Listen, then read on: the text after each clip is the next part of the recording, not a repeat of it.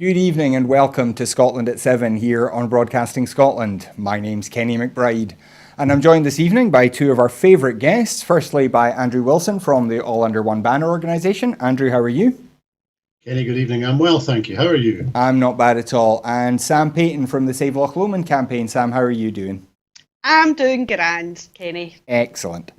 Well, we start as we always do with our coronavirus statistics update. And since the 15th of June, the start of this week, this data includes confirmed cases at UK government regional testing centres as well as through the NHS Scotland labs.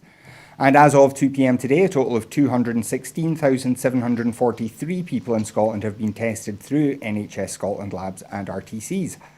Of these, 198,677 were confirmed negative and 18,066 were confirmed positive. This will be an underestimate of the total number of cases, as not everyone with the virus will display symptoms and not everyone with symptoms will have been tested. Of the people who have tested positive, 553 were in hospital last night, 11 of whom were in intensive care. There were also another 13 people in intensive care with suspected COVID-19. The number of patients in Scotland who have died from complications caused by the coronavirus infection has sadly risen to 2,462. This number only includes those who have died in hospital having received a positive test for the virus. And the latest UK daily figures available show 42,153 patients who tested positive for COVID-19 have sadly died from their illness, an increase of 184. And that number does refer to deaths in all settings, not just those in hospitals. And as it's Wednesday, we also have the National Records of Scotland report. And as at the 14th of June, 4,070 deaths have been registered in Scotland where the novel coronavirus was mentioned on the death certificate, according to statistics published by National Records of Scotland today. Between the 8th and the 14th of June, 70 deaths relating to COVID-19 have been registered, a decrease of 19 from the previous week, the 1st to the 7th of June. This is the 7th weekly reduction in a row of deaths involving COVID-19. And to place these in context, the total number of deaths registered in Scotland from the 8th to the 14th of June was 1,032, just 3% higher than the average number of deaths registered in the same week over the last 5 years. And this week, we have some other analysis based on deprivation, pre-existing conditions and occupations. And the key findings of that show that people in the most deprived areas were more than twice as likely to die with COVID-19 compared to those living in the least deprived areas. Of those who died with COVID in May, 92% had at least one pre-existing condition, the most common being dementia and Alzheimer's disease, which accounted for 38% of all deaths, followed by ischemic heart disease, which accounted for 11% of all deaths. And the highest number of deaths involving COVID-19 of working people aged 20 to 64 were among process, plant and machine operatives, which accounted for 43 deaths and an age-standardised death rate of 25.1 per 100,000. And in addition, data on the Test and Protect programme was published today. 992 cases have been identified since the programme began on 28th of May up to the 14th of June. And these cases have yielded 1,239 contacts that have been traced.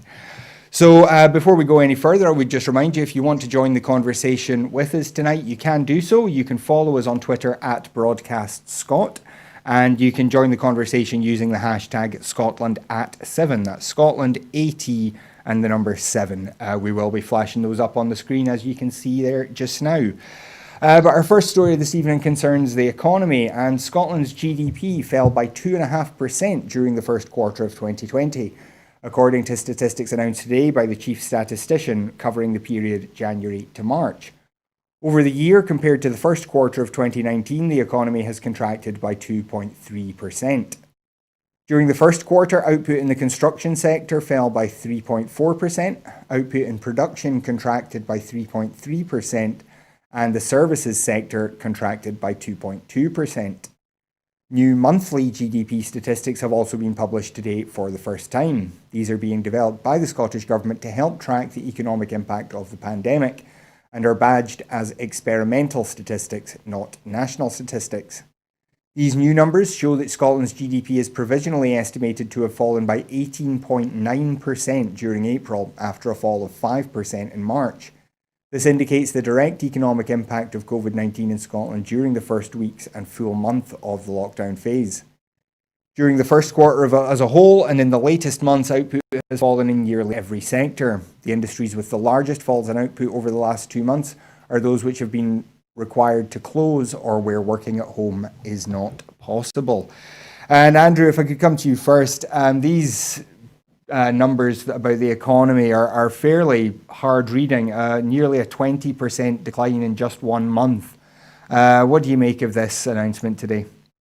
Well, I think there's probably a number of components in here, Kenny. I think the ONS numbers for GDP are notoriously revised retrospectively through the year. And whilst they show the beginning of the effect for the first quarter of 2020, I suspect we'll only begin to get a proper view of the impact on GDP over the next couple of quarters. That the Scottish Government is using experimental numbers and is thinking hard about the statistical representation of the impact of the current crisis, I think is important.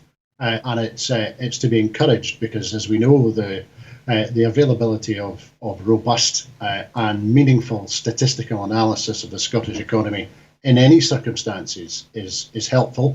And we know that the economic analysis of the Scottish economy can be very contentious sometimes, depending on your perspective on independence and other things. So putting the statistics to one side, I don't think it comes as a surprise that we saw, as you say, a 5% drop in economic output in March. I think that indicates that obviously that only covered perhaps the last 10 days, at the most 2 weeks of 1 month in the quarter. The near 20% estimated impact over the subsequent period over April certainly doesn't come as a surprise, and the question is going to be: Are we going to see an economic pattern which is U-shaped, so it'll take a while to climb out of the hole? Is it going to be V-shaped, in which case we're returning to economic activity more quickly and the impact might be reduced? Or is it going to be an L-shaped recovery where there isn't much of a recovery at all? And I think it's probably a little early to tell, because the shape of that curve will be determined by how we come out of the crisis, not how we went in. Mm-hmm. Now, Sam, this is most of this crisis economically is not the fault of bad businesses, but we have seen businesses like British Airways, and now we're hearing more and more hotels saying that they're on the brink. They have to think about redundancies, because if there are going to be redundancies, there has to be a notice period, a consultation period. So there may be this risk of people losing their jobs, but then getting picked up again later on. How big a problem is that going to be if we don't have certainty about what the economy, the position of the lockdown and so on is going to be in, say, 2 or 3 months? I think it's going to be a pretty big problem to the Scottish economy, because we have such a huge hospitality industry. I know there's 2 big hotels in Glasgow that are actually in talks with their staff at the moment about redundancies. And the staff are just so confused, they don't know what's happening. And it's all this uncertainty. And the staff are actually quite angry because the company has admitted that they would re-advertise the jobs at a later date. So the staff are actually quite angry because some of the staff have actually already offered to do reduced hours, reduced contracts, and the company has refused. So obviously that's a ongoing situation where the trade union is going to have to get involved and work on behalf of the staff. And I think there's going to be more talks like that along the lines of the hospitality. And the problem is uncertainty. That is the main factor. It's uncertainty.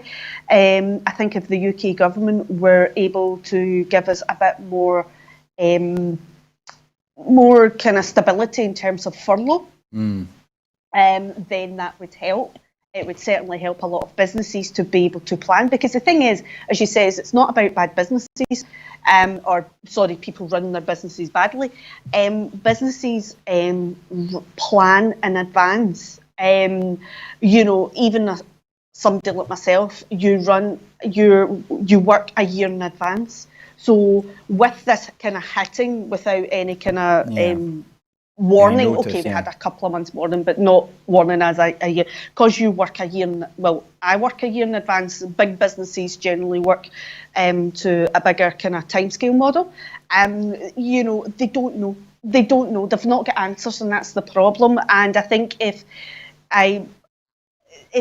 the UK government was able to turn around and say, look, we are willing, especially when it comes to the hotels and hospitality and tourism, to extend furlough and give that wee bit for longer period.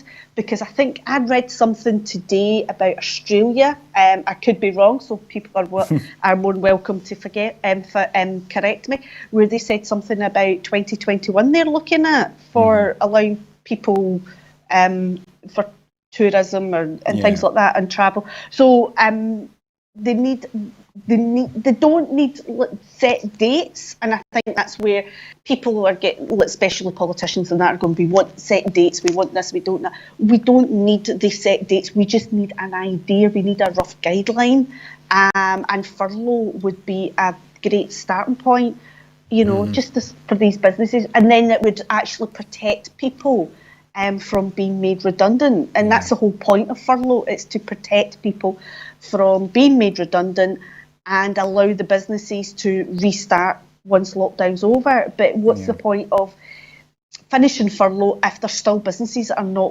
are still not able and allowed to open and run to full capacity? Yeah.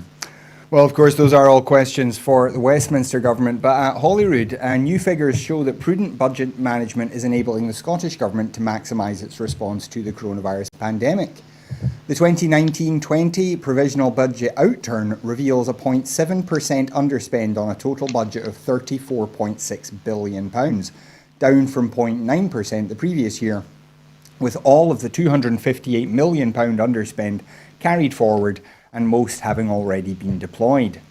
Borrowing was £45 million less than originally planned, and the £717 million collected from the Scottish landfill tax and the London Buildings Transaction Tax were the highest since the taxes were fully devolved, despite COVID-19 affecting revenues in March.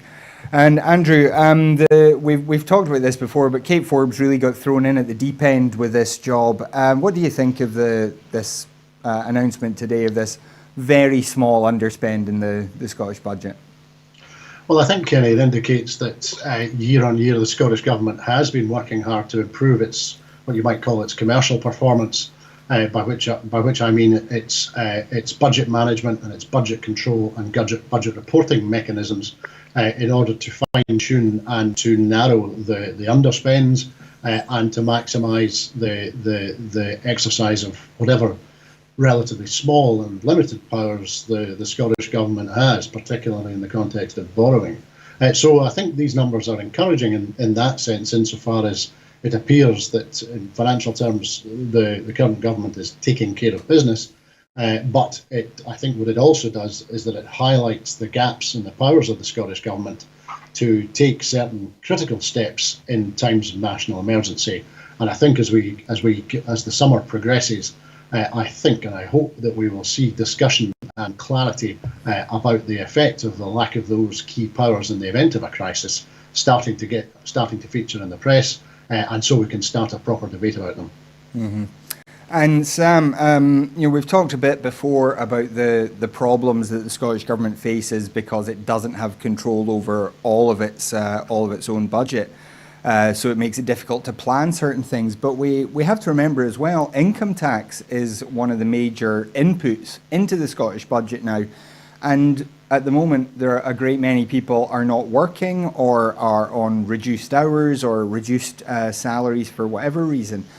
How big of a problem do you think that's going to be going into the rest of this financial year, given that Kate Forbes can barely predict what might happen 6 months from now? Again, it's all uncertainty, isn't it? And I imagine it's, it's basic maths in the sense if you've not got money coming in, you've not got money going out. And again, it shows the restrictions we have up here in Scotland from Westminster, and and as Andrew says, it needs to be debated. We need to get into a stage now that we need to start talking about these things publicly.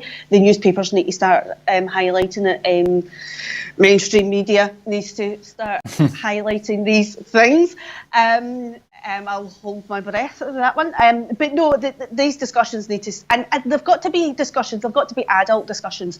Because one thing about COVID has highlighted is how much we are restricted, and it's also highlighted how much we can do with those restrictions. Because we have done quite a lot. Okay, we've not done it perfect, and there's been things that maybe could have been done better, but that's all a part of learning. But as a small country, we have done really well in terms of a crisis. And just think what we could have done if we were independent and we had no ability to all those powers. So we need to have these discussions. There's no point being kind of silly about it and being childish about it. We need to have those honest and blunt discussions. As hard as some people may find them, we need to have them. Because if there's a second wave or any other disasters come along, how are we going to deal with it? And, we're at the end of the day, this just goes to show that things that we don't plan for do happen. We're not immune to disasters. We're not immune to pandemics. So we need to talk about the future, and part of that is about being able to control our own destiny. That sounds as if it's out of a movie. Control our own destiny. But we've got to be able to talk about these things. Absolutely, yeah. And speaking of forthcoming disasters that have or haven't been planned for, the European Union will do its best to seal an agreement on new ties with Britain by the end of the year, but will not compromise its core values to achieve that, the bloc's chief executive Ursula von der Leyen said today. The President of the European Commission told the European Parliament that the British Prime Minister Boris Johnson confirmed to her that London would not seek to prolong negotiations beyond this year for a new EU-UK trade deal after Brexit. We're ready to be creative to find common ground, von der Leyen said. It should be a shared interest for the European Union and the UK to never slide backwards and always advance together towards highest standards. The UK left the EU on January 31st after 47 years in the bloc, but there has been little progress on designing a new relationship. The EU says that the UK cannot retain all the economic and trading benefits it had as an EU member, while London says Brussels is not showing enough flexibility in talks. Andrew, this is the same story we've been talking about. It seems like almost identical words to what we've been hearing for almost 4 years now. Do you see any signs of progress at all on the Brexit, on the signing a deal front? No, Kenny, I really don't. I'm aware that there have been, we had a show performance by the Prime Minister in front of a camera, I think yesterday or the day before, apparently having a communication with the Commission.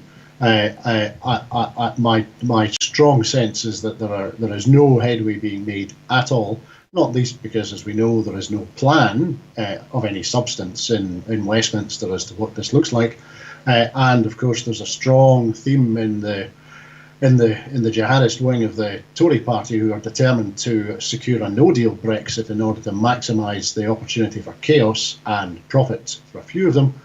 So I think that we're seeing the EU, as could be predicted, using consistent and legal language, focusing on the principles that underpin everything that the EU does and everything that the EU stands for.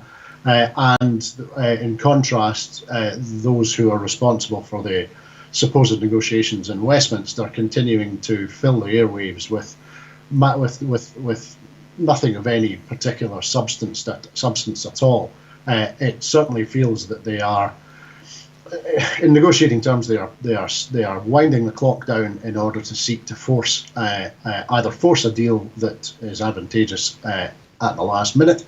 And of course, the EU, as with most negotiations, the EU has plenty of form of doing a deal at the last minute, which was previously said to be impossible. So there's a little bit of reality around about that. However, I think that the strength of the apparent strength of those in the Tory party who actively want a no-deal Brexit, or who don't understand really what a deal Brexit is, and they're some of the cheerleaders in the background. I think whilst they continue, the likelihood is that we will any progress between now and December is going to be pretty thin stuff.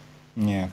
And Sam, when you hear the Commission President speaking out like this, do you get the feeling that maybe hearts in the EU are hardening a little bit, where some of the language is just getting a little bit sterner with the UK, saying, we're not going to bend over backwards to make a deal with you?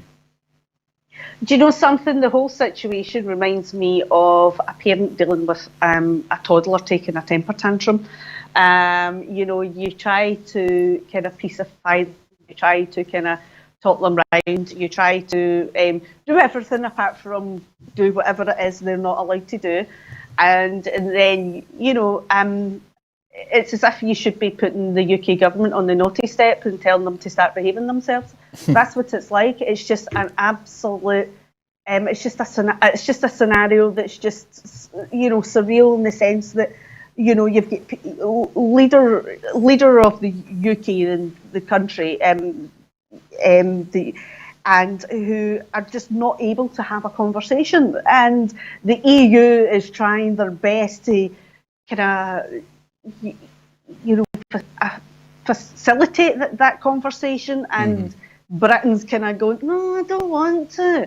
And it's that kind of scenario of the parent with the kind of toddler, please eat your vegetables. No, I don't want to, and stamping the feet. And that's what's like it's going on. Sorry, but that's how I see it as a parent, and it's just like, that's what it reminds me of. And it's like, oh, really? Seriously?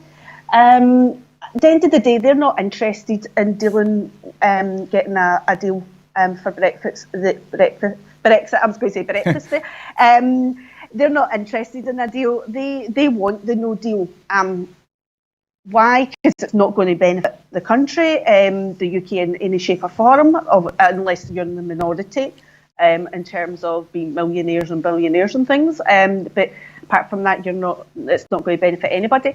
And I think it's now at the stage, basically, Scotland needs to start acting and talking about being independent more and start going down that line, because we're going to get dragged into this, and that is going to also have an effect on our economy over and above what's happening with COVID. Absolutely. Kenny, I think there's a view also we can learn a little bit from some of the other negotiations, or the status of one or two other negotiations, and that might inform a little bit about where we're going to go with the EU. I'm aware that attempts by the Foreign Office and Westminster to begin discussions with the Japanese government in respect of a trade agreement to replace the trade agreement that they have just signed with the EU and we're now coming away from. I'm aware that the most recent overtones and overtures from Westminster have been met from Tokyo with, I'm sorry, we're rather busy just now, we can't be bothered with this, go away. And I think in the context of the crisis, so 2020 being a very different year, I think we will see national governments and potentially the EU as representing some national governments saying, we think our appetite to be wasting time talking to a toddler, to use Sam's words, time spent trying to placate a toddler is time wasted. So let's move on. Yeah. Well, still in Europe, the German government is urging other EU states to prepare for a no-deal Brexit, according to an internal document that casts doubt on Britain's optimism over chances of an early agreement on its future ties with the EU.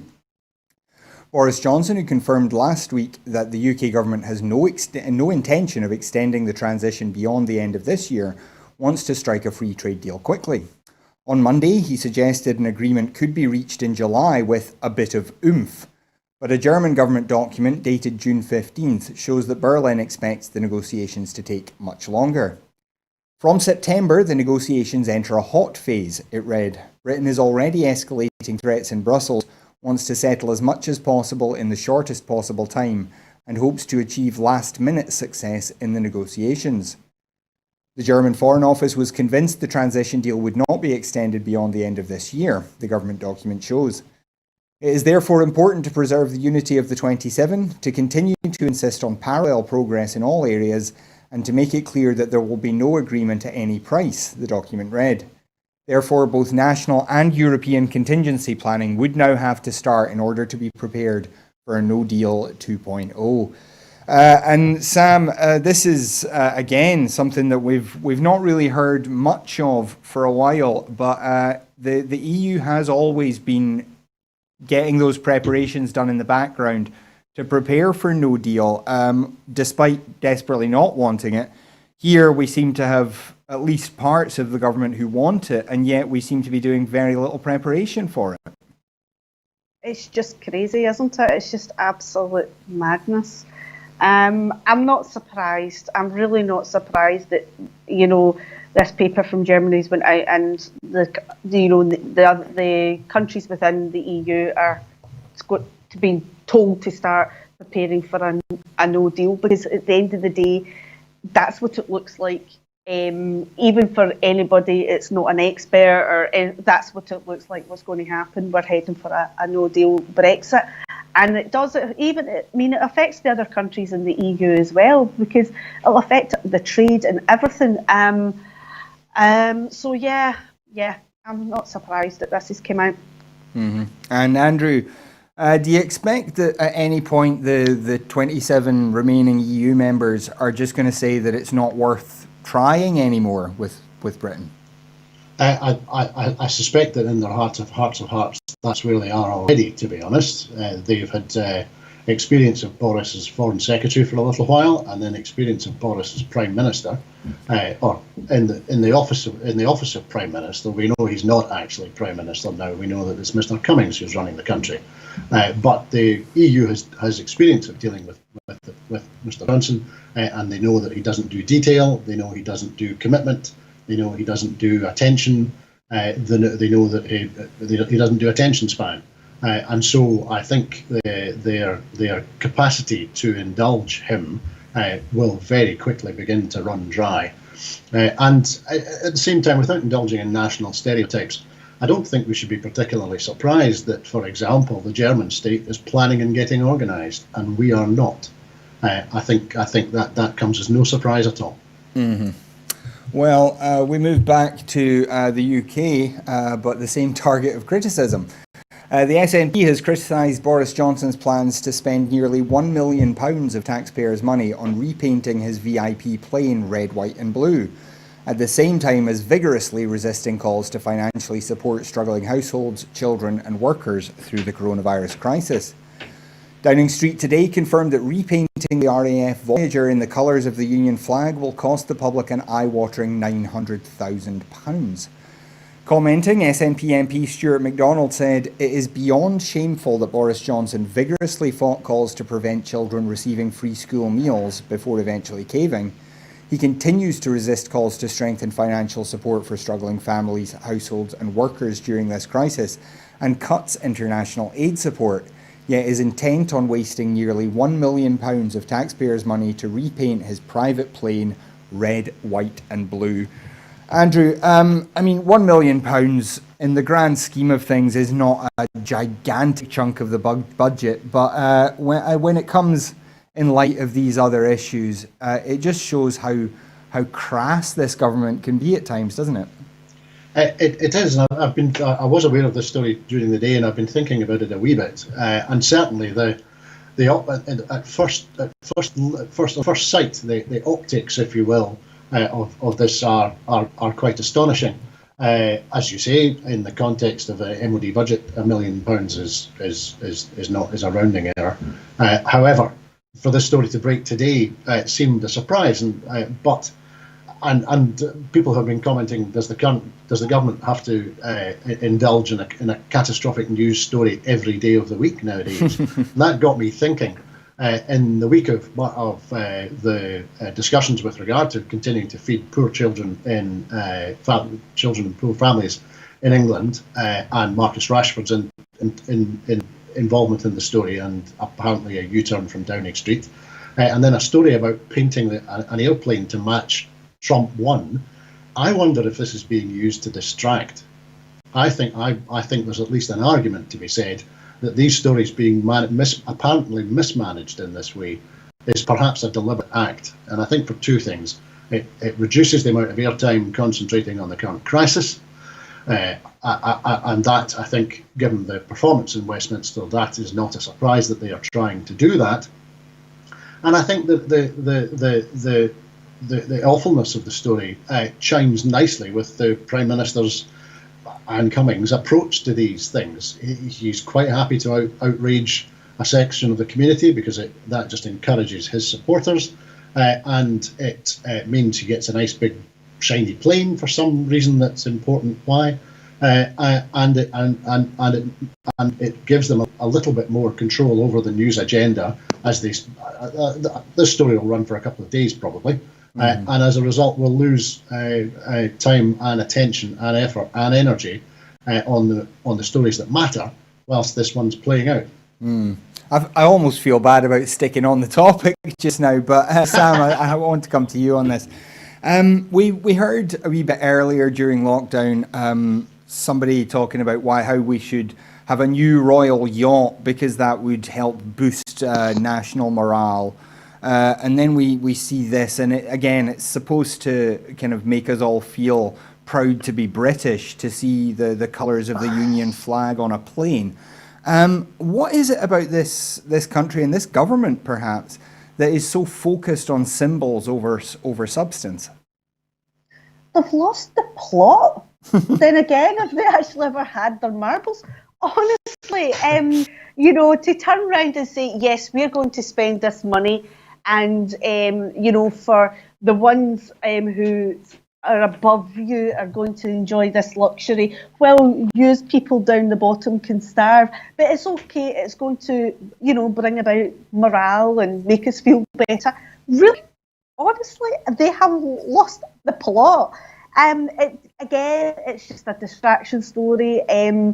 Part of it just makes me go back to toddler, parent in toy shop with toddler wanting a toy of a specific colour and the toy shop doesn't have it. Mm-hmm. That's what it's like.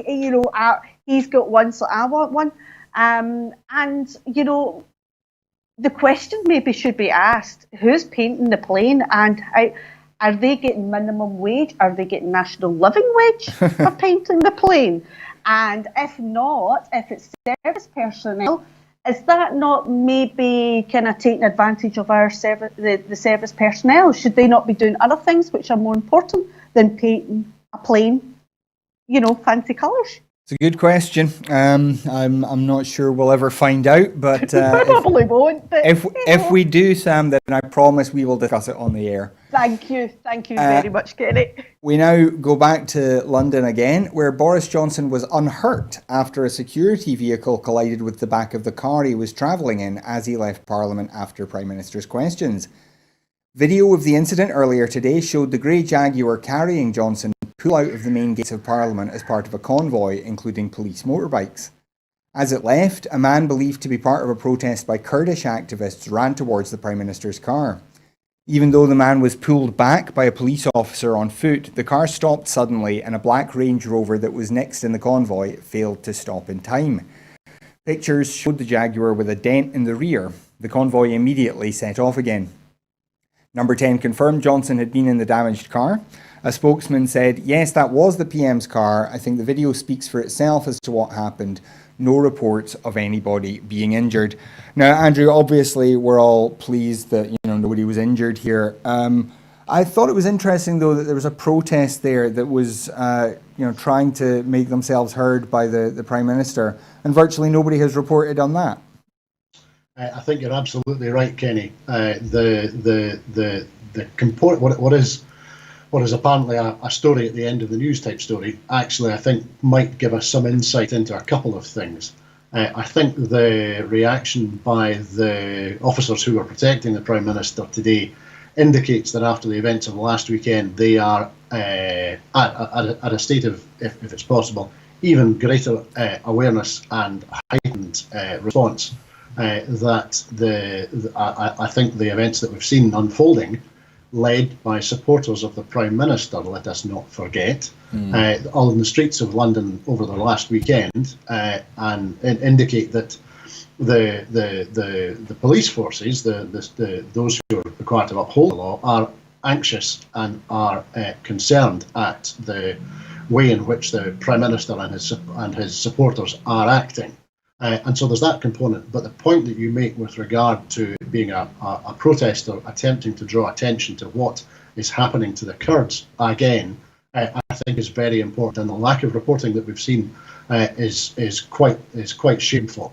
I think there was concern yesterday that the Turkish Air Force had launched quite a significant bombing raid on Kurdish villages and Kurdish outposts, and that the involvement of a NATO partner in this ongoing attempt at what looks like the extermination of the Kurdish people is something that should be on that ought to be receiving a great deal more attention, and the implications of our involvement in providing weapons and weapon systems to a NATO partner need to be thought about closely, because the punishment and the death and destruction that's being meted out to the Kurdish people, as I say, once again, is wholly unjustified and ought to be stopped. Yeah. Well, we move now back to Glasgow, and a protest by asylum seekers in Glasgow's George Square has been attacked by right-wing thugs, according to reports on social media as we went on air tonight. A group apparently calling itself the National Defence League appeared in the square, supposedly to defend the war memorial, with large numbers of police having to get between them and a group protesting evictions of asylum seekers during lockdown. Human rights lawyer Amar Anwar posted footage of the event, during which members of the crowd can be heard shouting "Rule Britannia" and "Fenian Bastards," amongst other slogans and songs, and I believe we have that footage.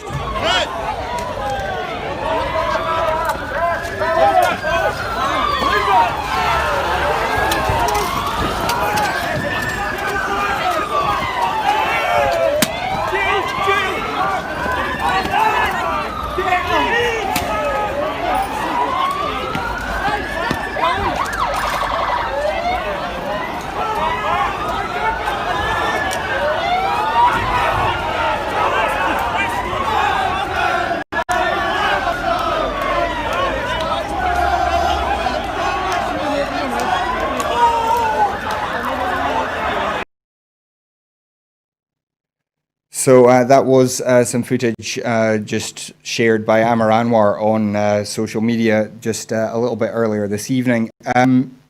Sam, coming to you first on this.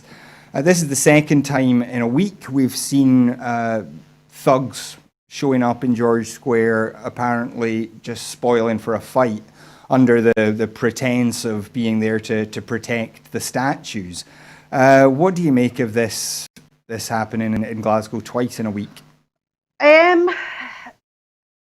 going to lay the blame firmly at the UK government, because they, when Brexit and the referendum was ongoing, they kind of stopped this part of the population and people with those beliefs, and they basically lit the match. And it's still burning. And it is just absolutely appalling and disgusting. I'm all for freedom of speech. I'm all for right of protest. But these people have got no indication or no interest.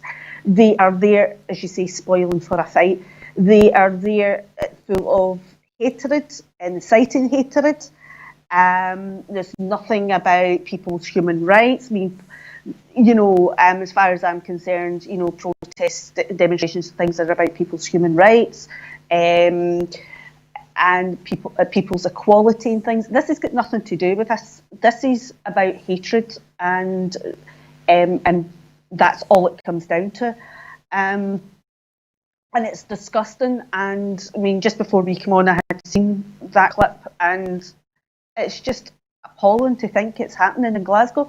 There is no need for it. I think I've seen some reports on social media where people were saying that it was not even people with There was people from London and things like that that were the ones the other day up in Glasgow. I don't know if that's true or not. And it's just, life is hard enough at the moment without people doing this. And even with the ones the other day, you seen them running about George Square. What were they chasing? Because it looked as if they were chasing shadows or pigeons or what. I don't know what they were chasing. They were running around the square, which made no sense. And then getting into skirmishes with the police. The people are there. The asylum seekers are there to protect. They're demonstrating to protect their rights. And they have got that right to do so, and they've got a right to do that peacefully without a counter protest and without violence. And these people, honest to goodness, it just boils my blood. And they're not there to counter protest or anything. They're there to cause trouble, and that's what their main goal and aim is. There's nothing else. It's there to cause trouble and cause scenes. Now, Andrew, you have quite a bit of experience with All Under One Banner of keeping an eye on the rowdier elements of counter-protest that show up for those marches. What is it about Scotland now? I'm asking you to solve all our ills in just a couple of minutes here, but what do you make of this connection that we see between racism, violence, Nazi salutes, and the Orange Order, the kind of anti-Catholic bigotry, and the Union flag? Why do we find it so difficult in Scotland to kind of separate out some of these issues? Well, I think, Kenny, certainly the location this evening and on Sunday tells us something. I'm not suggesting that the scenes are the same as they were on the 18th and 19th of September 2014, but we've seen this kind of behaviour in George Square by these people before, and we've not managed to solve the problem since then. I think, if anything, the problem has possibly been exacerbated by continuing austerity, and I think the problem in Scotland has also been exacerbated by the behaviour of those who represent the Conservative Party in Scotland. We know that people like Murdo Fraser and Jackson Carlow and Ruth Davidson, and I'm not for a second giving them any importance, but we know that they like to dog whistle to this crowd from time to time. Murdo tweeting his support for a football team in Govan, and Ruth and Jackson and others in the Conservative who represent the Conservative Party in Scotland actively dog whistling to the baser instincts of this section of our society. And we've heard precious little from them over the last few days explaining what's going on or taking some responsibility for trying to get a grip or to calm down people who we can clearly see are their supporters. Now, in the context of our experience with All Under One Banner, we have marches and demonstrations at which there are counter-protests. I think it's telling that for a march in Glasgow, where we will have 100,000 people supporting independence, there are usually between 40 and 50 counter-protesters. We also know that we work very closely with Police Scotland to make sure that the marches progress and pass off without any incident at all. And it's something that we review with Police Scotland and talk about a great deal, because a peaceful and happy and inclusive and constructive protest and demonstration and march is what we are all about. And it's in sharp contrast to the behaviour of some people that we've seen on the streets of Glasgow in September 2014, and then again it's bubbled up again at the moment. So I am concerned. I think the use of the title, for whatever reason, National Defence League, is a deliberate dog whistle as well. We know that the English Defence League is prescribed as a terrorist organisation, and we know that the Scottish Defence League is prescribed as a terrorist organisation. And so to be supplanting one word at the front of that perhaps gives us a clue as to what's going on here. And the same individuals, and they are, without a doubt, they are a tiny minority of a tiny minority of our population, but they're a tiny minority who make an awful lot of noise and enjoy a fight, and they are not yet currently properly under control. I think we have factions, certainly. There was a lot of discussion on the weekend that those who were causing trouble in George Square were organised or representing an organisation called the Loyalist Defence League. which has been closely associated with the prescribed UDA for many years. And so I think there are security concerns here in respect that we know that there's been a significant uptick in right-wing terrorism. I think we heard a leading police officer in England and Wales speaking last week or the week before about how he is concerned, and he specialises in terrorism and counter-terrorism. He is concerned that the majority of the increase in incidents with which he is dealing are coming from right-wing terrorist organisations and others supporting right-wing terrorist organisations. And so I think now may be the time for us in Scotland again to take a lead to deal with the, as I say, tiny number of people who are at the front of this who stoke it up. But I think now it's becoming time to get on with that and get a grip. And we do obviously stand in solidarity with anybody seeking to protest peacefully. It is a real tragedy that, again, as we said, that these protests get drowned out by the counter protests. So we should say again, this was people protesting about asylum seekers being evicted during lockdown, something that I think does deserve a lot more attention. We move on though, and the Trump administration has sued to block the publication of a forthcoming book by John Bolton, the president's former security advisor, about his time in the White House, arguing that it contains classified information and would compromise national security. The civil lawsuit came one day after Trump said Bolton would be breaking the law if the book were published. Trump fired Bolton last September after roughly 17 months as national security advisor.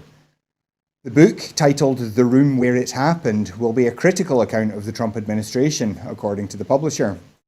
Bolton shows a president addicted to chaos, who embraced our enemies and spurned our friends, and was deeply suspicious of his own government, according to Simon & Schuster.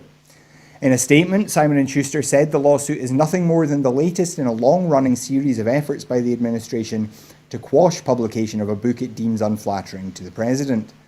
The lawsuit alleges that Bolton's manuscript is rife with classified information and alleges that Bolton backed out of a White House vetting process for the book. Now, Sam, it seems unlikely that this lawsuit will be successful. The US Supreme Court has said many times that restricting something before it's been published isn't okay, that you have to wait until it's been published and then deal with it as a defamation case or whatever it is. What do you make of this from the president, though? Do you think he's got something to hide, or is it just that he can't stand criticism? I think he should get a job as a PR manager. He's done more for this book, publicising it, than probably the publishers have. So John Bolton might actually do quite well, and by the time that they get anything in place for defamation or anything like that, once the book's been published, it'll be too late. So it'll be interesting to see what happens. But it's one of those ones. I think Trump's kind of made an own goal there. Mm-hmm. And Andrew, what do you think we're going to learn from this book if and when it does get published? Well, it's firstly, Kenny, I think it's interesting that the president was apparently in indicating that, in his opinion, the publication of the book was a breach of the law. If there's any president in recent decades who knows all about breaking the law, Trump's your man. So he's maybe speaking from a position of some expertise or experience in that narrow respect. I think Sam's point is absolutely right. I'm old enough to remember the Spycatcher trials in Australia. And there is no doubt that the sales and the attention and the publicity that that book and the stories that are told, the stories that are told in that book, would have had scant attention in the press if it hadn't been for the rather cack-handed attempt by Westminster to shut the publication of the book down. So we know that libel trials and defamation trials and these attempts seldom are successful. It's interesting if it was. I've got no knowledge of proceedings in the US, but certainly here, the context that it's a civil claim to prevent the publication of the book rather than a breach of US security legislation, their equivalent of the Official Secrets Act. is interesting, and that certainly suggests to me that again, it is an attempt by Trump to manipulate the media and shut down coverage which he thinks may be unhelpful. On that basis, I think, especially in the United States, I think he is, as Sam says, he's on a hiding to nothing with this attempt at litigation, and all he's doing is generating more attention to the story. Yeah, I mean, it's certainly not the story he wants the closer he gets to the election in November. But we go to our final story for tonight now. An additional funding of £5.5 million is being made available for renewables projects to contribute towards a green recovery following the coronavirus pandemic. Communities will be able to bid for a share of the £4.5 million through the Community and Renewable Energy Scheme, or CARES for short, which funds local renewable projects. A further £1 million is being made available through the Low Carbon Infrastructure Transition Programme, a scheme which provides support for innovative energy projects such as heat networks and integrated energy systems. Energy Minister Paul Wheelhouse announced the investment as he addressed the virtual All Energy conference. He also confirmed that Lewis Shan Smith, the former Chief Ombudsman in Energy, Telecoms and Property, has been appointed chair of the newly formed Energy Consumers Commission. Sam, is this the kind of thing that you want to hear coming out of the pandemic? Yes, I would want to hear more of it, because at the end of the day, one of the kind of positives that we want to see coming out of the pandemic is more kind of lead towards a greener future. I don't know too much about this particular the community renewable. I'll need to look it up. But at the moment, as it stands, as you've just told me, it's a step in the right direction, allowing communities to access a fund for renewable energy. So yeah, it'll be. I'm going to go and read it up after the programme, and then I can give you a better answer another time. Fair enough. And Andrew, what do you make of this? Is community energy generation and district heating systems and things like that? Do you think those are the future of the energy sector in Scotland? I think that they are a very important part of the future of the energy sector in Scotland, and they're a very important part of Scotland's story about a green economy and a decarbonised economy. This story today comes in just a few days after the announcement of significant progress with the approval for what will be the single largest on-land wind farm in the United Kingdom, which is being planned for Shetland. There was a significant step forward in the planning process for that during the week. The next thing that we need to do is to get approval for the interconnector, which will connect that gigantic wind farm to the mainland. The wind farm will power all of Shetland, but will also feed power into the national grid. So at one end, with multinational power companies who appear to be investing heavily in green energy, we're seeing progress in Scotland at one end. And then from the government at the other end of the spectrum, if you will, or the scales, we are seeing localised and hyper-localised initiatives, which I hope would enable the development and delivery of solutions that work best for local people. Different locations and different numbers and different geographies and geologies will support or will encourage different forms of green energy solutions, and so government support to seed or support those activities, be it small wind farms, be it small, even in Scotland, small solar power initiatives, or even up to, as you say, local heating schemes. Again, I'm old enough to remember when it was seriously suggested that a geothermal heating scheme would be undertaken in the east of Edinburgh at the time when the deep pits under the Forth were being closed. And so I think maybe now these initiatives, their time certainly has come. If anything, it's a little bit late. But even though we're maybe late to the party a little bit, I think that we're seeing concerted effort, both by large multinational energy companies who have significant investments in Scotland already, but also by the government and by local communities to develop and unfold schemes at a local level. I think taken together, that indicates that we are beginning to focus on the challenges and the issues that are in front of us. I'm reminded immediately of the Peter Ogden cartoon from last week, with the Palace of Westminster being threatened by a large wave with COVID-19 written on it, behind which was a second, much larger wave with Brexit written on it, and behind that wave was a gigantic wave with climate change written on it. And so, in order to, we need to address each of these crises, but that we are hearing investment and attention and time and money being spent on the biggest of those three waves in that cartoon, I think is about time too. Yeah. Well, that is all we've got time for this evening. So I'd like to thank Andrew Wilson and Sam Payton very much for joining us. It's always a pleasure to have both of them.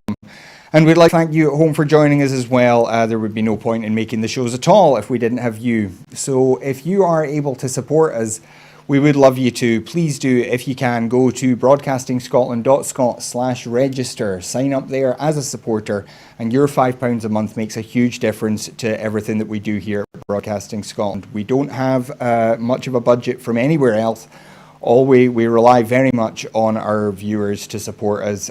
So if you're able to support us in any way financially, then please do. If you're not able to, again, please don't feel bad about that. We do understand. But you can still help us by helping to grow our audience. That's the other big challenge that we have. Without a marketing budget, we rely on you to let people know where we are, who we are, and what we do. So please do follow us on Twitter at Broadcast Scot. Find us on Facebook. Just search Broadcasting Scotland. And let your friends and family know what Broadcasting Scotland is. We want them to join us. We want them to be regular viewers too. And then hopefully a few of them will be able to afford to contribute even if you can't. But there's also work to be done here at Broadcasting Scotland. If you've got any interest in getting involved in TV news as a journalist, as a behind-the-scenes operator, by working the cameras, working on sound, whatever it is, or even being in the hot seat here like me or Gordon, then there are opportunities here. So just get in touch with us, let us know what you'd like to do, and we will find a place for you here at Broadcasting Scotland. But that is all we've got time for. Gordon will be back tomorrow night with Scotland at 7 as usual. I'll be back on Friday with a special show, as we have been doing every week for the last few weeks. And then I'll be back again on Sunday with the Full Scottish at noon. But until then, I just have time to once again thank Sam Payton from the Save Loch Lomond campaign and Andrew Wilson from All Under One Banner. Thanks once again to both of you. Thank you to you again at home, and have a great evening. Good night.